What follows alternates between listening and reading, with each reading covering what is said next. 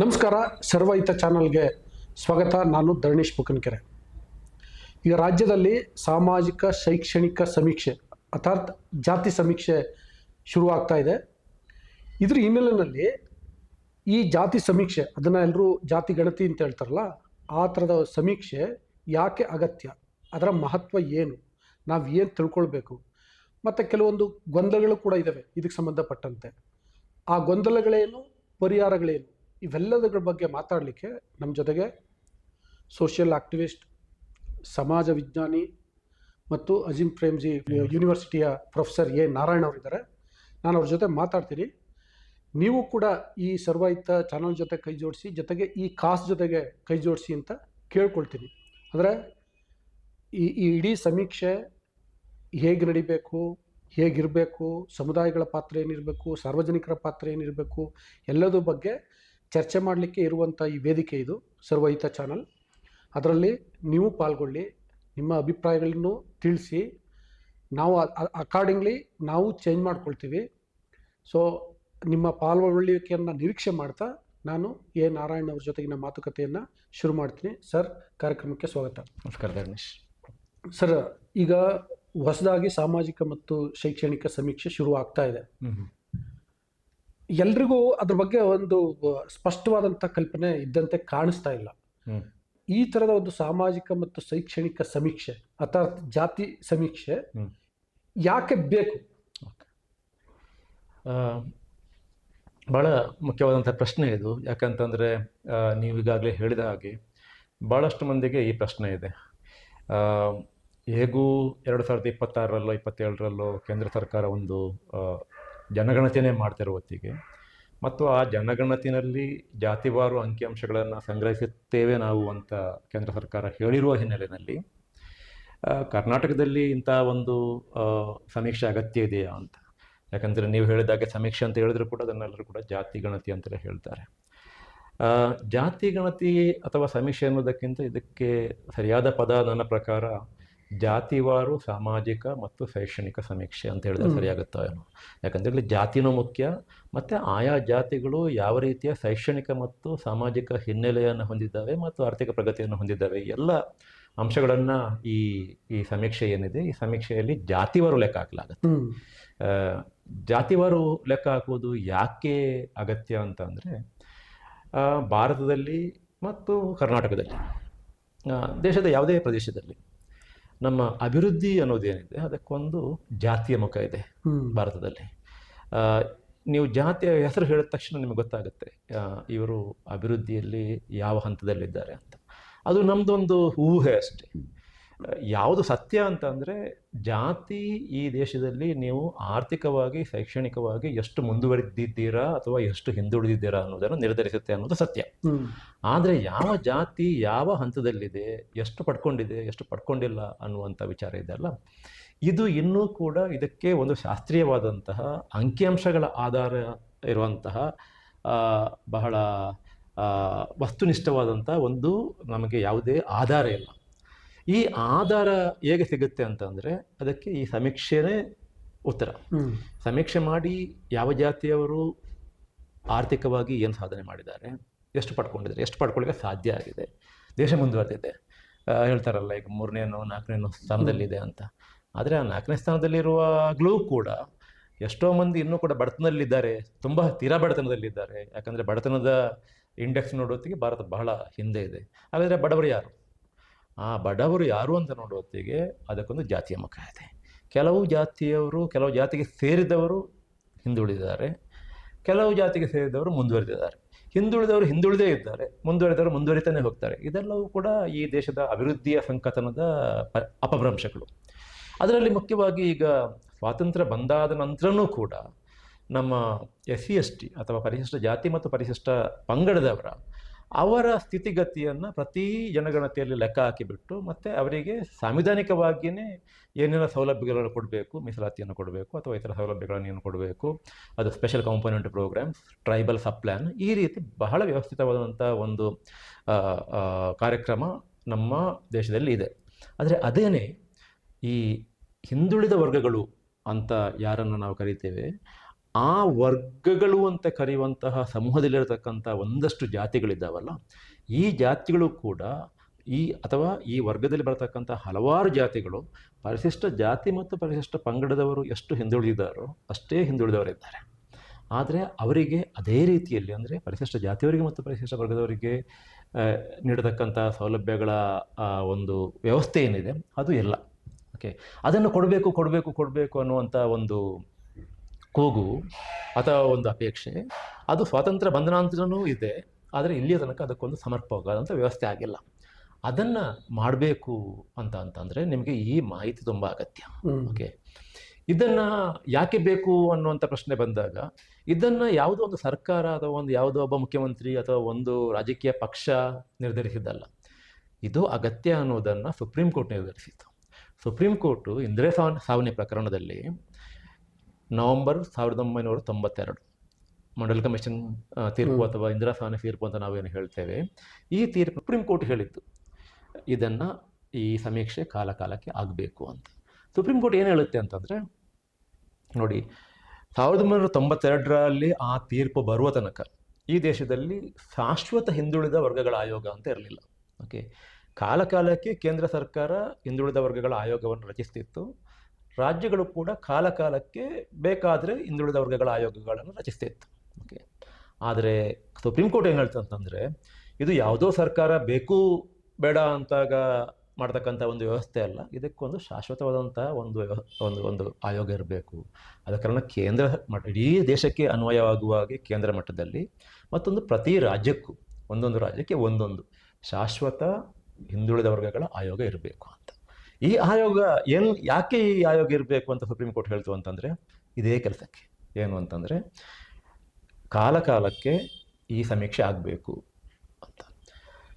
ಅಲ್ಲಿ ನಾನು ಹೇಳಿದಲ್ಲ, ಸುಪ್ರೀಂ ಕೋರ್ಟ್ ತೀರ್ಪು ಪ್ರಕಾರ ಎಲ್ಲ ರಾಜ್ಯಗಳಲ್ಲಿ ಕೂಡ ಈ ಆಯೋಗ ರಚನೆ ಆಗಬೇಕು ಅಂತ. ಕರ್ನಾಟಕದಲ್ಲಿ ಈ ಆಯೋಗ 1995ರಲ್ಲಿ ರಚನೆ ಆಗುತ್ತೆ. ಆ ಆಯೋಗ ಒಂದು ಕಾಯ್ದೆಯ ಅನ್ವಯ ರಚನೆ ಆಗುತ್ತೆ. ಕರ್ನಾಟಕ ಶಾಶ್ವತ ಹಿಂದುಳಿದ ವರ್ಗಗಳ ಆಯೋಗ ಕಾಯ್ದೆ 1995. ಈ ಕಾಯ್ದೆಯ ಪ್ರಕಾರ ಈ ಆಯೋಗವನ್ನು ಕರ್ನಾಟಕದಲ್ಲಿ ರಚಿಸಲಾಗಿದೆ. ಆ ಕಾಯ್ದೆ ಇದೆ ಅಲ್ಲ, ಆ ಕಾಯ್ದೆಯ ಸೆಕ್ಷನ್ 9 ಅದು ಈ ಆಯೋಗದ ಕೆಲಸಗಳು ಏನು ಅನ್ನೋದನ್ನು ಪಟ್ಟಿ ಮಾಡುತ್ತೆ. ಅಲ್ಲಿ ಕ್ಲಿಯರ್ ಆಗಿ ಹೇಳುತ್ತೆ, ಈ ಆಯೋಗದ ಕೆಲಸ ಏನು ಅಂತಂದರೆ ಈ ಸಮೀಕ್ಷೆಯನ್ನು ನಡೆಸುವುದು. ಒಂದು ಶಬ್ದ ಹೇಳುತ್ತೆ, ಒಂದು ಹಿಂದುಳಿದ ವರ್ಗಗಳ ಸ್ಥಿತಿಗತಿಗಳು ಹೇಗಿದೆ ಅನ್ನೋದನ್ನು ಸಮೀಕ್ಷೆ ಮಾಡುವುದು, ಜೊತೆಗೆ ಅವರ ಸಮಸ್ಯೆಗಳನ್ನು ಕೂಡ ಸಮೀಕ್ಷೆ ಮಾಡೋದು ಅಂತ. ಈಗ ನೋಡಿ, ನಾವು ಇಡೀ ಈ ನಮ್ಮ ನಮ್ಮ ಚರ್ಚೆ ಏನಿದೆ ಅದರಲ್ಲಿ ಕೇವಲ ನಾವು ಅವರ ಗತಿಗಳ ಮಾತ್ರ ಹೇಳ್ತೇವೆ. ಅಂದರೆ ಯಾರು ಎಷ್ಟು ಪಡ್ಕೊಂಡಿದ್ದಾರೆ ಎಷ್ಟು ಪಡ್ಕೊಂಡಿಲ್ಲ ಅಂತ. ಕಾಯ್ದೆ ಏನು ಹೇಳುತ್ತೆ ಅಂತಂದರೆ, ಯಾರಾದರೂ ಪಡ್ಕೊಂಡಿಲ್ಲ ಅಂತಂದರೆ ಆ ಪಡ್ಕೊಳ್ಳಿಕ್ಕೆ ಯಾಕೆ ಸಾಧ್ಯ ಆಗಿಲ್ಲ ಅನ್ನುವ ಸಮಸ್ಯೆಗಳನ್ನು ಕೂಡ ಈ ಸಮೀಕ್ಷೆಯಲ್ಲಿ ಕಂಡ್ಕೋಬೇಕು ಅಂತ. ಅದು ಸೆಕ್ಷನ್ 9. ಸೆಕ್ಷನ್ 11 ಏನು ಹೇಳುತ್ತೆ? ಸೆಕ್ಷನ್ 11 ಏನು ಹೇಳುತ್ತೆ ಅಂತಂದರೆ, ನೋಡಿ, ಒಂದು ರಾಜ್ಯದಲ್ಲಿ ಒಮ್ಮೆ ಒಂದು ಹಿಂದುಳಿದವರು ಯಾರು ಅನ್ನುವಂಥ ಪಟ್ಟಿ ತಯಾರಾದರೆ ಆ ಪಟ್ಟಿಯನ್ನು ಪ್ರತಿ 10 ವರ್ಷಗಳಿಗೊಮ್ಮೆ ಪರಿಷ್ಕರಿಸಬೇಕು. ಆ ಪರಿಷ್ಕರಣೆ ಹೇಗೆ ನಡಿಬೇಕು ಅಂತಂದರೆ ಈ ಸಮೀಕ್ಷೆಯ ಮೂಲಕ. ಓಕೆ, ಸೊ ಈಗ ನಮ್ಮಲ್ಲಿ ಕರ್ನಾಟಕದಲ್ಲಿ ಈ ಪಟ್ಟಿ ತಯಾರಾಗಿದ್ದು 1994ರಲ್ಲಿ. 2004 ಆಯಿತು, 2014 ಆಯಿತು, ಈಗ ನಾವು 2024 ಕಳೆದು 25ರಲ್ಲಿ 31 ವರ್ಷ ಆಯಿತು. This is overdue by 25 years. 25 ವರ್ಷಗಳ ಹಿಂದೆ ಮಾಡಬೇಕಿತ್ತು ನಾವು ಬೇಕು ಅಂತ. ನಾನು ಆಗಲೇ ಹೇಳಿದೆ, SC/STಗಳಿಗೆ ಈಗ ಸ್ಪೆಷಲ್ ಕಾಂಪೊನೆಂಟ್ ಪ್ರೋಗ್ರಾಮ್ ಅಂತಿದೆ, ಸೈಬಲ್ ಸಬ್ ಪ್ಲಾನ್ ಅಂತಿದೆ. ಅದೇ ರೀತಿಯಲ್ಲಿ ಹಿಂದುಳಿದ ವರ್ಗಗಳಿಗೆ ಯಾವ ರೀತಿಯಲ್ಲಿ ಕಾರ್ಯಕ್ರಮಗಳನ್ನು ಹಮ್ಮಿಕೊಳ್ಬೋದು, ಇವೆಲ್ಲವೂ ಕೂಡ ನಿರ್ಧಾರ ಆಗೋದು ಈ ಸಮೀಕ್ಷೆ ಆಧಾರದಲ್ಲಿ. ಸಮೀಕ್ಷೆ ಯಾಕೆ ಅಂತಂದರೆ, ಅಲ್ಲಿ ವಸ್ತುನಿಷ್ಠವಾದಂಥ ಒಂದು ಆಧಾರ ಇರಬೇಕು ಸರ್ಕಾರಕ್ಕೆ ಯಾವುದಾದ್ರೂ ಒಂದು ಕಾರ್ಯಕ್ರಮವನ್ನು ಹಮ್ಮಿಕೊಳ್ಳಿಕ್ಕೆ ಅಂತ. ಸೊ ಇಲ್ಲಿ ಸಮಸ್ತ ಹಿಂದುಳಿದವರ ಹಿತಾಸಕ್ತಿ ಇದರಲ್ಲಿ ಅಡಗಿದೆ. ಬೇರೆ ಥರದ ವ್ಯಾಖ್ಯಾನಗಳು ಕೂಡ ಆಗ್ತಿದೆ. ಅಂದರೆ ನೀವು ಅದನ್ನು ಹೇಳಿದ್ರಿ, ಇನ್ನೂ ಸ್ವಲ್ಪ ಫೋಕಸ್ಡ್ ಆಗಿ ಹೇಳ್ಬೇಕಾಗೋದು ಅಗತ್ಯ ಇದೆ. ಯಾಕಂದರೆ ಜನಕ್ಕೆ ಆ ಮಾಹಿತಿ ಖಂಡಿತ ಅಗತ್ಯ ಇದೆ. ಏನಂದರೆ, ಕೇಂದ್ರ ಸರ್ಕಾರ ಜನಗಣತಿ ಮಾಡುತ್ತೆ. ಅದು ಅವರು 10 ವರ್ಷಕ್ಕೆ ಒಂದ್ಸಲ ಮಾಡಬೇಕಿತ್ತು, ಲೇಟ್ ಆಗ್ತಿದೆ, ಬಟ್ ಮಾಡುತ್ತೆ. ಈಗ ಮಾಡಲಿಕ್ಕೆ ಹೊರಟಿದೆ. ಅದರ ನಡುವೆ ರಾಜ್ಯ ಸರ್ಕಾರ ಪ್ರತ್ಯೇಕವಾಗಿ ಸಾಮಾಜಿಕ ಮತ್ತು ಶೈಕ್ಷಣಿಕ ಸಮೀಕ್ಷೆ ಅಥವಾ ಜಾತಿ ಸಮೀಕ್ಷೆ ಇದರ ಮಾಡುವ ಅಗತ್ಯ ಇದೆಯಾ ಅನ್ನುವಂಥ ಒಂದು ಪ್ರಶ್ನೆ ಇದೆ. ಇದು ನಿಮ್ಮ ಬಗ್ಗೆ ನಿಮ್ಮ ಅಭಿಪ್ರಾಯ ಏನು? ನೋಡಿ, ಜನಗಣತಿಯಲ್ಲಿ ಪ್ರಮುಖವಾಗಿ ಅದರ ಉದ್ದೇಶ ಏನು ಅಂತಂದರೆ ತಲೆ ಎಣಿಕೆ. ಯಾರು ಯಾವ ರಾಜ್ಯದಲ್ಲಿ ಯಾವ ರಾಜ್ಯದಲ್ಲಿ ಎಷ್ಟು ಜನಸಂಖ್ಯೆ ಇದೆ, ಒಟ್ಟು ದೇಶದಲ್ಲಿ ಎಷ್ಟು ಜನಸಂಖ್ಯೆ ಇದೆ. ಕೇಂದ್ರ ಸರ್ಕಾರ ಹೇಳಿದೆ, ಅಧಿಕೃತವಾಗಿ ಇನ್ನೂ ಘೋಷಣೆ ಆಗಿಲ್ಲ ನನಗೆ ಗೊತ್ತಿದ ಮಟ್ಟಿಗೆ. ಕೇಂದ್ರ ಸರ್ಕಾರಕ್ಕೆ ಸಂಬಂಧಪಟ್ಟವರು ಏನು ಹೇಳಿದ್ದಾರೆ ಅಂತಂದರೆ, ಮುಂದಿನ ಜನಗಣತಿಯಲ್ಲಿ ನಾವು ಜಾತಿವಾರು ಜನಸಂಖ್ಯೆಯ ಲೆಕ್ಕ ಹಾಕ್ತೇವೆ ಅಂತ. ಓಕೆ, ಈಗ ಈ ತನಕ ನಮ್ಮ ದೇಶದಲ್ಲಿ ಜನಗಣತಿ ನಡೆಯೋ ವೇಳೆಗೆ SC/STಗಳ ಜನಸಂಖ್ಯೆ ಲೆಕ್ಕ ಆಗ್ತಿತ್ತು, ಅಲ್ಪಸಂಖ್ಯಾತರ ಜನಸಂಖ್ಯೆ ಲೆಕ್ಕ ಆಗ್ತಿತ್ತು. SC/ST ಉಳಿದಂತೆ SC/STಗಳನ್ನು ಬಿಟ್ಟು ಉಳಿದ ಹಿಂದೂ ಧರ್ಮ ಅಂತ ಏನನ್ನು ಕರೆಯಲಾಗುತ್ತೆ, ಆ ಧರ್ಮದವರ ಜನಸಂಖ್ಯೆಯನ್ನು ಜಾತಿವಾರು ಲೆಕ್ಕ ಹಾಕುವಂಥ ಪದ್ಧತಿ ಇರಲಿಲ್ಲ. ಇದು 1931ರಲ್ಲಿ ನಿಂತದ್ದು, ಹಾಗೆ ಉಳಿದು ಹೋಯ್ತದ್ದು ಇಲ್ಲ. ಸೊ ಈಗ ಅದನ್ನು ಮಾಡ್ತೇವೆ ಅಂತ ಹೇಳಿದ್ದಾರೆ. ಸೊ ಅದನ್ನು ಕೇಂದ್ರ ಸರ್ಕಾರ ಮಾಡುವ ಹೊತ್ತಿಗೆ ರಾಜ್ಯ ಸರ್ಕಾರ ಮತ್ತೆ ಒಂದು ಸಮೀಕ್ಷೆ ಯಾಕೆ ಮಾಡೋದು ಅನ್ನುವಂಥದ್ದು ಪ್ರಶ್ನೆ. ನನ್ನ ಪ್ರಕಾರ ಕೇಂದ್ರ ಸರ್ಕಾರ ಜಾತಿ ಗಣತಿ ನಡೆಸಿದರೂ ಕೂಡ, ಜಾತಿ ಜನಗಣತಿ ನಡೆಸಿದರೂ ಕೂಡ ಈ ಸಮೀಕ್ಷೆ ಅಗತ್ಯ ಯಾಕೆ ಇದೆ ಅಂತಂದರೆ, ಜನಗಣತಿಯಲ್ಲಿ ಜನಸಂಖ್ಯೆಯನ್ನು ಲೆಕ್ಕ ಹಾಕುವುದರ ಜೊತೆಗೆ ಕೆಲವೊಂದು ಸಾಮಾಜಿಕ ಆರ್ಥಿಕವಾದ ವಿಷಯಗಳ ಸಂಗ್ರಹಣೆ ಕೂಡ ನಡೆಯುತ್ತೆ ಜಾತಿವಾರು. ಆದರೆ ಈ ಸಮೀಕ್ಷೆ ಅದಕ್ಕಿಂತ ಬಹಳ ವಿಸ್ತೃತವಾಗಿ ನಡೆಯುವಂಥದ್ದು.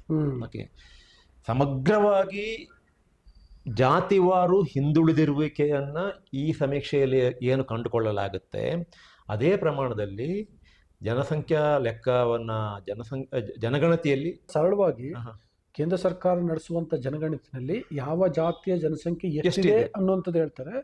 ರಾಜ್ಯ ಸರ್ಕಾರ ನಡೆಸುವಂತ ಈ ಸಮೀಕ್ಷೆಯಲ್ಲಿ ಯಾವ ಜಾತಿಯ ಪರಿಸ್ಥಿತಿ ಸಾಮಾಜಿಕವಾಗಿ ಹೇಗಿದೆ, ಶೈಕ್ಷಣಿಕವಾಗಿ ಹೇಗಿದೆ, ಆ ಸರ್ಕಾರದಲ್ಲಿ ಪ್ರಾತಿನಿಧ್ಯ ಹೇಗಿದೆ, ಈ ಥರದ ಅಂಶಗಳನ್ನ ತಿಳಿಸ್ಕೊಡುತ್ತೆ ಅಂತ.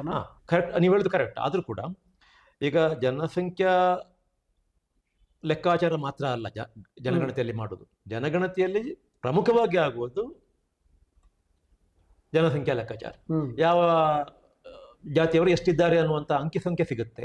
ಅದರ ಜೊತೆಗೆ ಜನಸಂಖ್ಯಾ ಲೆಕ್ಕಾಚಾರದಲ್ಲಿ ಕೂಡ ಅಥವಾ ಜನಗಣತಿಯಲ್ಲಿ ಕೂಡ ಒಂದಷ್ಟು ಆರ್ಥಿಕ ಸಾಮಾಜಿಕ ಮಾನದಂಡಗಳ ಆಧಾರದಲ್ಲಿ ಹಿಂದುಳಿದಿರುವಿಕೆಯನ್ನು ಲೆಕ್ಕ ಹಾಕಲಾಗುತ್ತೆ. ಇಲ್ಲ ಅಂತಿಲ್ಲ, ಅದು ಇಲ್ಲ ಅಂತ ಹೇಳಿದ್ರೆ ತಪ್ಪಾಗುತ್ತೆ ನಾವು. ಆದರೆ ಇದು ಈ ರಾಜ್ಯ ನಡೆಸುವಂಥ ಸಮೀಕ್ಷೆ ಏನಿದೆ ಅದರಲ್ಲಿ ಜನಗಣತಿಯಲ್ಲಿ ನಡೆಯುವುದಕ್ಕಿಂತ ಹೆಚ್ಚು ವಿಸ್ತೃತವಾಗಿ ಶೈಕ್ಷಣಿಕ, ಸಾಮಾಜಿಕ ಮತ್ತು ಆರ್ಥಿಕ ಹಿನ್ನೆಲೆಯನ್ನು ಅಧ್ಯಯನ ಮಾಡುವ ರೀತಿಯಲ್ಲಿ ಅದರ ಹಿನ್ನೆಲೆಯನ್ನು ಸಮೀಕ್ಷೆ ಮಾಡಲಾಗುತ್ತೆ. ಸೊ ಇಲ್ಲಿ ಸಿಗುವಂಥ ಮಾಹಿತಿ ಇದೆ ಅಲ್ಲ, ಅದು ಜನಗಣತಿಯಲ್ಲಿ ಸಂಗ್ರಹಿಸುವ ಮಾಹಿತಿಗಿಂತ ಬಹಳ ಹೆಚ್ಚಾಗಿರುತ್ತೆ ಮತ್ತು ಬಹಳ ವಿಸ್ತೃತವಾಗಿರುತ್ತೆ. ಓಕೆ, ಆದ ಕಾರಣ ನಿಮಗೆ ರಾಜ್ಯ ಸರ್ಕಾರಕ್ಕೆ ಕಾರ್ಯಕ್ರಮಗಳನ್ನು ಕೈಗೊಳ್ಳುವುದಕ್ಕೆ, ಅಂದರೆ ಅಭಿವೃದ್ಧಿ ಕಾರ್ಯಕ್ರಮಗಳನ್ನು ಕೈಗೊಳ್ಳುವುದಕ್ಕೆ ಜನಗಣತಿಯಲ್ಲಿ ಸಂಗ್ರಹಿಸುವಂತಹ ಮಾಹಿತಿ ಸಾಕಾಗೋದಿಲ್ಲ. ನೋಡಿ, ಈಗ ಕರ್ನಾಟಕದ ವಿಚಾರಕ್ಕೆ ಬಂದರೆ, ಮೊದಲನೇದಾಗಿ ಈ ಜಾತಿವಾರು ಜನಗಣತಿ ಆಗುತ್ತೆ ಅಂತ ಕೇಂದ್ರ ಸರ್ಕಾರ ಬಾಯಿ ಮಾತಲ್ಲಿ ಹೇಳಿದೆ, ಇನ್ನೂ ಅಧಿಕೃತವಾಗಿ ಗೊತ್ತಿಲ್ಲ. ಇದು ನಡೆಯುವುದು ಯಾವಾಗ? 2026ಕ್ಕೆ ನೋಟಿಫಿಕೇಶನ್ ಆಗಿದೆ. ಅಲ್ಲ, ನೋಟಿಫಿಕೇಶನ್ ಆಗಿದೆ, ಬಟ್ ಜಾತಿವಾರು ಆಗುತ್ತಾ ಅಂತ ಆಗಿದೆ ಅಂತ ಗೊತ್ತಿಲ್ಲ. ಓಕೆ, ಏನಿವೆ ನೋಟಿಫಿಕೇಶನ್ ಆಗಿದ್ರು ಕೂಡ ನಡೆಯುವುದು ಯಾವಾಗ? 26ಕ್ಕೆ. ಇದು ಇಡೀ ಸಮಸ್ತ ದೇಶದಲ್ಲಿ ನಡೆದಾಗ 26 ಮುಗಿದೋಗುತ್ತೆ. ಓಕೆ, ಇದರ ಅಂಕಿಅಂಶಗಳು ಬರಲಿಕ್ಕೆ ಪ್ರಾರಂಭ ಆಗೋದು ಯಾವಾಗ? 27ರಲ್ಲಿ. 27ರ ಮಧ್ಯಕ್ಕೆ ಬರ್ಬೋದು ಅಂತ ತಿಳ್ಕೊಳ್ಳಿ. ಅಷ್ಟೊತ್ತಿಗೆ ಈ ಸರ್ಕಾರದ ಅವಧಿ ಮುಗಿದಿರುತ್ತೆ. ಈ ಸರ್ಕಾರ ಏನು ಬಯಸುತ್ತೆ, ನನಗೆ ಅಂದರೆ ಈ ಸರ್ಕಾರಕ್ಕೆ ಈ ರಾಜ್ಯದಲ್ಲಿ ಹಿಂದುಳಿದ ವರ್ಗಗಳಿಗೆ ಸಂಬಂಧಪಟ್ಟ ಹಾಗೆ ಒಂದಷ್ಟು ಆರ್ಥಿಕ, ಸಾಮಾಜಿಕ, ಶೈಕ್ಷಣಿಕ ಕಾರ್ಯಕ್ರಮವನ್ನು ಹಮ್ಮಿಕೊಳ್ಬೇಕು ಅಂತ ಇದೆ. ಓಕೆ, ಅದಕ್ಕೆ ಅಂಕಿಅಂಶಗಳ ಅಗತ್ಯ ಇದೆ. ಓಕೆ, ಇದಕ್ಕೆ ನಾವು ಯಾವತ್ತೂ ನಡೆಯುವಂಥ ಕೇಂದ್ರದ ಜನಗಣತಿಗೆ ಕಾದು ಕೂತ್ಕೊಂಡ್ರೆ ಈ ಸರ್ಕಾರದ ಟರ್ಮ್ ಮುಗಿಯುತ್ತೆ. Okay, this government is well within its right to collect this data and to launch the kind of programmes it wants to launch. ಈ ಸರ್ಕಾರಕ್ಕೆ ಈ ಸಮೀಕ್ಷೆಯನ್ನು ನಡೆಸಿ ಮಾಹಿತಿಯನ್ನು ಕಲೆ ಹಾಕುವ ಸಂಪೂರ್ಣ ಸ್ವಾಯತ್ತತೆ ಮತ್ತು ಅಧಿಕಾರ ಇದೆ. ಅದೇ ರೀತಿಯಲ್ಲಿ ಅದು ಬಯಸಿದರೆ ಆ ಸಮೀಕ್ಷೆಯ ಆಧಾರದಲ್ಲಿ ಬೇಕಾದಂಥ ಕಾರ್ಯಕ್ರಮಗಳನ್ನು ಹಮ್ಮಿಕೊಳ್ಳುವಂಥ ಹಕ್ಕು ಇದೆ ಮತ್ತು ಅದರ ಜವಾಬ್ದಾರಿ ಕೂಡ. ಏನಾಗುತ್ತೆ ನೋಡಿ, ನಾವು ಆಗಲೇ ಹೇಳ್ಕೊಳ್ತಾ ಇದ್ವಿ ಏನಂತಂದರೆ 31 ವರ್ಷ ಆಗಿದೆ. ಅಂದರೆ 31 ವರ್ಷದಲ್ಲಿ ಒಂದು ಹೊಸ ತಲೆಮಾರನೇ ಬಂದ್ಬಿಟ್ಟಿದೆ, ಸಮೀಕ್ಷೆಗೆ ಒಡ್ಕೊಂಡೇ ಇಲ್ಲ. ಹೌದು. ಸೊ ಇಂಥ ಪರಿಸ್ಥಿತಿ ಕೆಲವರಿಗೆ ಸಮೀಕ್ಷೆ ಅಂದರೆ ಏನೋ ಸರ್ಕಾರ ಮಾಡ್ಕೊಳ್ಳುತ್ತೆ, ಆಯೋಗ ಮಾಡ್ಕೊಳ್ಳುತ್ತೆ, ನಮಗೂ ಅದಕ್ಕೂ ಸಂಬಂಧ ಇಲ್ಲ ಅಂತ ಜನರಲ್ ಪಬ್ಲಿಕ್ಗೆ ಅನ್ನೋ ರೀತಿ ಇರ್ತಾರೆ. ಅದಕ್ಕೊಂದು ಸ್ಪಂದಿಸಬೇಕಾದಂಥ, ಈಗ ಫೈನಲಿ ಎಲ್ಲರೂ ಸ್ಪಂದಿಸಿದ್ರೆ ಮಾತ್ರ ಯಶಸ್ವಿ ಆಗ್ಲಿಕ್ಕೆ ಸಾಧ್ಯ. ಖಂಡಿತ. ಆದರೆ ಇಲ್ಲಿ ಸಾರ್ವಜನಿಕರ ಪಾತ್ರ ಏನು ಅನ್ನೋದು ಬಹಳ ಮುಖ್ಯ. ಅದ್ರ ಬಗ್ಗೆ ಸರ್ಕಾರ ಮತ್ತು ಆಯೋಗ ಆಕ್ಚುಲಿ ಒಂದು ಜಾಗೃತಿ ಮೂಡಿಸೋ ಕೆಲಸವನ್ನು ಮಾಡ್ಬೇಕು. ಮಾಡಬೇಕು, ಅಥವಾ ಸಾರ್ವಜನಿಕರಲ್ಲಾದರೂ ಆ ಜಾಗೃತಿ ಮೂಡಬೇಕು. ಹೌದು. ಸೊ ನಿಮ್ಗೇನು ಅನಿಸುತ್ತೆ, ಸಾರ್ವಜನಿಕರ ಪಾತ್ರ ಏನಿರಬೇಕು, ಅವರ ಸ್ಪಂದನೆ ಹೇಗಿರಬೇಕು? ಓಕೆ, ವಿಶೇಷವಾದಂಥ ಪರಿಸ್ಥಿತಿ. ಜನಗಣತಿಗೆ ಲೆಕ್ಕ ಹಾಕಲಿಕ್ಕೆ ಅಥವಾ ಜನಗಣತಿದಾರರು ಮನೆಗೆ ಬಂದಾಗ ಜನ ಅದರಲ್ಲಿ ಯಾವುದೇ ಅಳುಕಿಲ್ಲದೆ ಪಾಲ್ಗೊಳ್ತಾರೆ. ಯಾಕಂತಂದರೆ ಇದು ಒಂದು ರಾಷ್ಟ್ರೀಯ ಕೆಲಸ. ಓಕೆ, ಇಲ್ಲಿ ಈ ಅಂಕೆ ಸಂಖ್ಯೆಗಳನ್ನು ಸರ್ಕಾರ ಸಂಗ್ರಹಿಸಬೇಕು, ಇದಕ್ಕೆ ಭಾಳ ಮಹತ್ವ ಇದೆ ಅನ್ನೋದನ್ನು ಅರಿತು ಭಾಳ ಜವಾಬ್ದಾರಿಯಿಂದ ಜನಗಣತಿದಾರರು ಬಂದಾಗ ಅವರಿಗೆ ಮಾಹಿತಿಯನ್ನು ಕೊಡ್ತಾರೆ. ಅದೇ ಒಂದು ರಾಜ್ಯ ಸರ್ಕಾರ ಈ ಸಮೀಕ್ಷೆ ಮಾಡ್ತೇನೆ ಅಂತ ಹೊರಟಾಗ ಅಲ್ಲಿ ಏನೋ ಒಂದು ರೀತಿಯ ಅಳುಕು. ಈಗ 2015 ಕೂಡ ಹಾಗೆ ಆಯ್ತಂತೆ. ಕೆಲವರು ಮನೆಗೆ ಬಿಟ್ಟು ಕೊಟ್ಟಿಲ್ಲ, ಕೆಲವರು ಭಾಳ ಅದರಲ್ಲಿ ಆಸಕ್ತಿ ತೋರಿಸಿಲ್ಲ, ಕೆಲವು ಲೋಪಗಳು ಅಥವಾ ಜನರಿಗೆ ಇದರಲ್ಲಿ ಪಾಲ್ಗೊಳ್ಳಿಕ್ಕೆ ಆಸಕ್ತಿ ಇಲ್ಲದಂಥ ವಿಚಾರಗಳು ವರದಿಯಾಗಿವೆ. ಸೊ ಇಲ್ಲಿ ಜನ ಏನು ತಿಳ್ಕೊಳ್ತಾರೆ ಅಂತಂದರೆ ಇದಕ್ಕೂ ರಾಷ್ಟ್ರ ಕಟ್ಟುವ ಕೆಲಸಕ್ಕೂ ಸಂಬಂಧ ಇಲ್ಲ ಅಂತ. ಓಕೆ, ಯಾಕೆಂತಂದರೆ ಇದು ಬಡವರಿಗೆ ಸಂಬಂಧಪಟ್ಟದ್ದು, ಅದು ಎಲ್ರಿಗೂ ಸಂಬಂಧಪಟ್ಟದ್ದು ಅಂತ. ಸೊ ಇದು ಮೊದಲು ಹೋಗಬೇಕು. ಇದು ಕೂಡ ಈ ಸಮೀಕ್ಷೆ ಏನಿದೆ, ಈ ಸಮೀಕ್ಷೆ ಕೂಡ ಇದು ಕೂಡ ರಾಷ್ಟ್ರ ಕಟ್ಟುವ ಕೆಲಸದ ಭಾಗವಾಗೇ ನಡೆಯುವಂಥದ್ದು.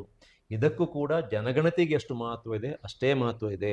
ಅಥವಾ ನಿಮ್ಮ ವೋಟರ್ಸ್ ಲಿಸ್ಟನ್ನು ಪರಿಷ್ಕರಿಸಲಿಕ್ಕೆ ಜನ ಮನೆಗೆ ಬರ್ತಾರಲ್ಲ, ಆಗ ಕೂಡ ಜನ ಅದರಲ್ಲಿ ಇದು ಎಲೆಕ್ಷನ್ಗೆ ಸಂಬಂಧಪಟ್ಟದ್ದು, ಚುನಾವಣೆಗೆ ಸಂಬಂಧಪಟ್ಟದ್ದು, ಚುನಾವಣೆ ಅಂದರೆ ಅದು ಈ ರಾಷ್ಟ್ರಕ್ಕೆ ಬೇಕಾಗಿರುವಂಥದ್ದು, ಆದ ಕಾರಣ ನಾವು ಅದರಲ್ಲಿ ಪಾಲ್ಗೊಳ್ತೇವೆ ಅನ್ನುವ ಒಂದು ಜವಾಬ್ದಾರಿಯಿಂದ ಹೇಗೆ ಪಾಲ್ಗೊಳ್ತಾರೆ ಅಥವಾ ಯಾವ ರೀತಿಯಲ್ಲಿ ಮಾಹಿತಿಯನ್ನು ನೀಡ್ತಾರೆ, ಅಷ್ಟೇ ಜವಾಬ್ದಾರಿಯಿಂದ ಅಷ್ಟೇ ಮಹತ್ವದ್ದು ಇದು ಅಂತ ತಿಳ್ಕೊಂಡು ಜನ ಇದರಲ್ಲಿ ಪಾಲ್ಗೊಳ್ಬೇಕಾಗತ್ತೆ. ಯಾಕಂತಂದರೆ ಇದು ಹಿಂದುಳಿದವರಿಗೆ ಸಂಬಂಧಪಟ್ಟ ಒಂದು ಸಮೀಕ್ಷೆ ಅಂತ ಆದರೂ ಕೂಡ ಇದರಲ್ಲಿ ಎಲ್ಲ ಜಾತಿಗಳಲ್ಲಿರತಕ್ಕಂತಹ ಬಡವರ ಲೆಕ್ಕಾಚಾರ ಕೂಡ ನಡೆಯುತ್ತೆ.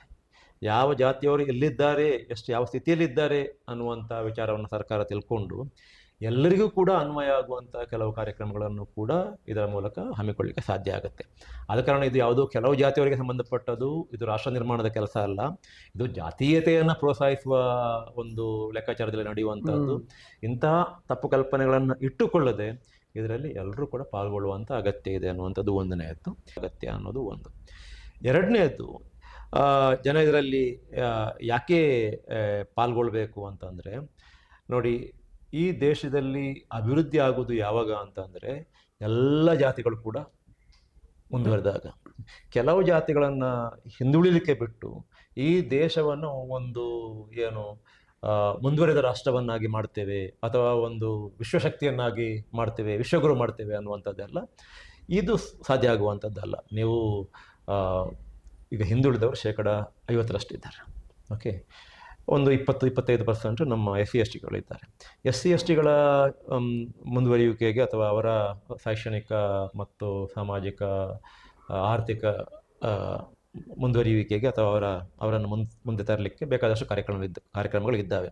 ಹಿಂದುಳಿದ ವರ್ಗಗಳಿಗೆ ಸಂಬಂಧಪಟ್ಟಾಗ ಅದು ಇಲ್ಲ ಅನ್ನುವಂಥದ್ದಿದೆ ಅಲ್ಲ, ಅದೊಂದು ರಾಷ್ಟ್ರೀಯ ಸಮಸ್ಯೆ ನನ್ನ ಪ್ರಕಾರ. It's a national problem. ಅದನ್ನು ಪಡಿಸ್ತೇವೆ ಅಂತ ಸರ್ಕಾರ ಬಹಳ ಮುಕ್ತ ಮನಸ್ಸಿನಿಂದ ಹೊರಟಾಗ ಅದಕ್ಕೆ ಬೇಕಾದಂಥ ಮಾಹಿತಿಯನ್ನು ಒದಗಿಸುವಂಥದ್ದು ಎಲ್ಲರ